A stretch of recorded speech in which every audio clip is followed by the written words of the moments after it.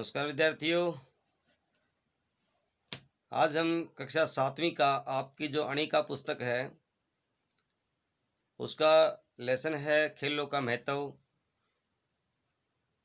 अभ्यास करने जा रहे हैं। तो अपना कागज़ कलम उठा लीजिए और अपनी पुस्तक में साथ साथ टिक करते जाइए और उसके बाद नोटबुक में इसे उतार लीजिएगा। तो देखिए, पहला ही प्रश्न है, सही विकल्प पे आपको निशान लगाना है। खेल शब्द का अर्थ है, देखिए इनमें से क्या है? हिलना डुलना, खिलना, नाचना, हिलना डुलना, इनमें से कोई नहीं। तो इसमें है ना, जो बे का ऑप्शन है ये सही है, इस पे टिक कर लीजिएगा। अगला है, बच्चों के खेलों को नाम दिया जाता है उछल कूद, तो पहला ही है। अगला है, शारीरिक व्यायाम सर्वप्रथम पाठ्यक्रम का भाग कब बने? सबसे पहले कब बने, यानी किसके पाठ्यक्रम में सबसे पहले आए?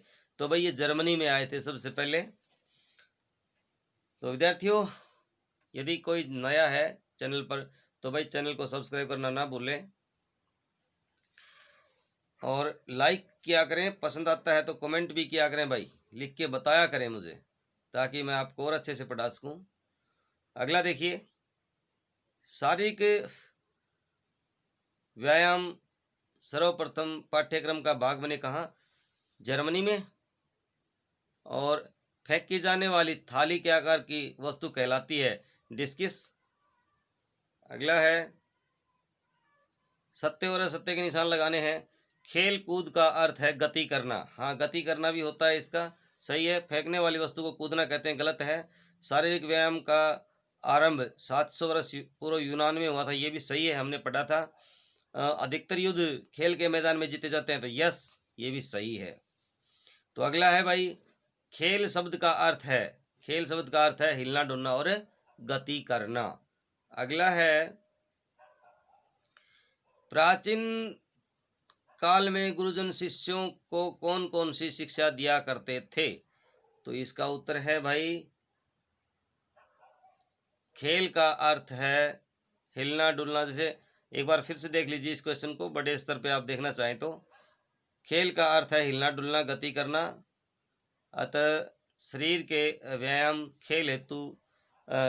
हेतु खेल कूद का विशेष महत्व। विभिन्न खेल शरीर की गति के नियमों के बांधने के अस्तित्व में आए हैं और आदिकाल से ही खेलों का महत्व लोग लेते आ रहे हैं। तो यहाँ तक इसे कर सकते हैं और ऊपर तक, यहाँ तक भी आप इसको लिख सकते हैं।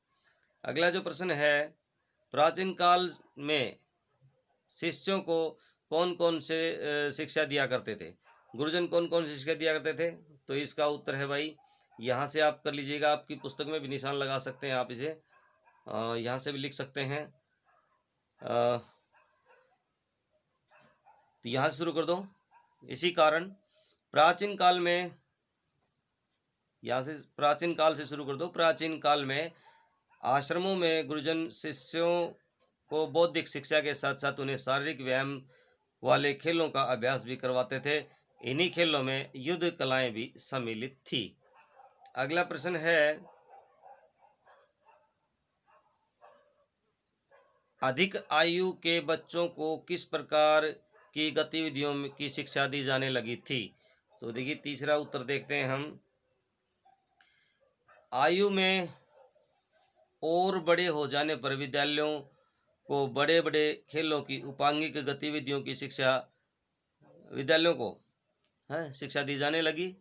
जैसे फुटबॉल के लिए किक लगाने, वॉलीबॉल के लिए पास देने, छोटी दूरी दौड़ तथा लंबी और ऊंची छलांग आदि। किशोरावस्था के अंतिम वर्षों की ओर पहुंचने के समय विद्यार्थी स्वयं बड़े बड़े खेलों में भाग लेने के लिए योग्य होने लगे तथा नियमों का पालन करते हुए खेल जीतने की जो रणनीतियों की खोज करना उनके लिए सर्वथा संभव हो गया था। तो ये आपका 3 का प्रश्न है। नंबर 4 का जो प्रश्न है, अधिकांश जो है युद्ध कहाँ जीते जाते हैं? तो देखिए इसका जो लास्ट में है उत्तर, यहाँ जो ये दिया गया है यही आपको लिखना है। अधिकतर युद्ध है वो खेल के मैदानों में ही जीते जाते हैं। तो विद्यार्थियों अगला जो प्रश्न है इसमें आपको सही उच्चारण करना है, उच्चारण करना सीखना है। तो पाठ्यक्रम, बौद्धिक, अविच्छिन्न, अविच्छिन्न, उपांगिक, उपांगिक, श्रांति, क्लांति, श्रांति और क्लांति। अगला है प्रत्येक शब्द को उसके अर्थ से मिलाइए। देखो भाई इस तरह से मिलाने, ये आधुनिक का है ना, आजकल लास्ट वाला मिल रहा है ना, तो इसके सामने लिख दो इसको।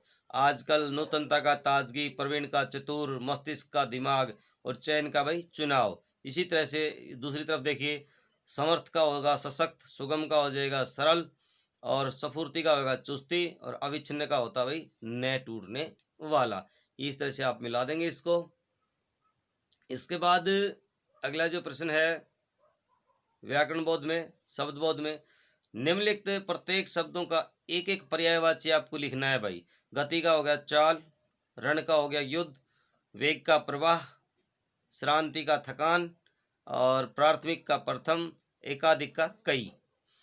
इसी प्रकार आगे देखिए, विलोम लिखने हैं भाई। आदि का जैसे अंत है तो संतुलन का असंतुलन, आवश्यक का अनावश्यक, समर्थ का असमर्थ और उचित का भाई अनुचित, कठिन का भाई सरल। इसी तरह से अगला है देखिए, निम्नलिखित शब्दों से संज्ञा बनाइए। जैसे फुर्तीला से फुर्ती है, जैसे है, नूतन नवीन है, उचित का औचित्य है, थकान थकना थकान है, प्रचलित प्रचलन है, स्वास्थ्य का स्वस्थ का क्या हो जाएगा स्वास्थ्य हो जाएगा। अगला जो प्रश्न है भाई, ये विशेषण बनाने हैं आपको।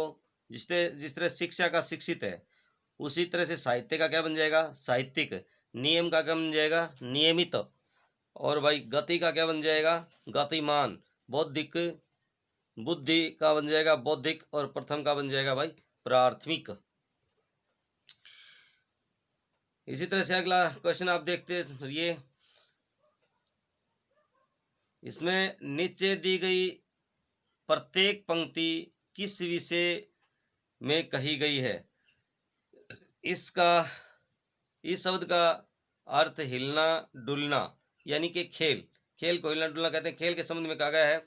अगला है, इन्हें सामान्य उछल कूद का नाम देता है तो खेलों को। इसका उद्देश्य है थकान और आलस्य को नूतनता में बदलना।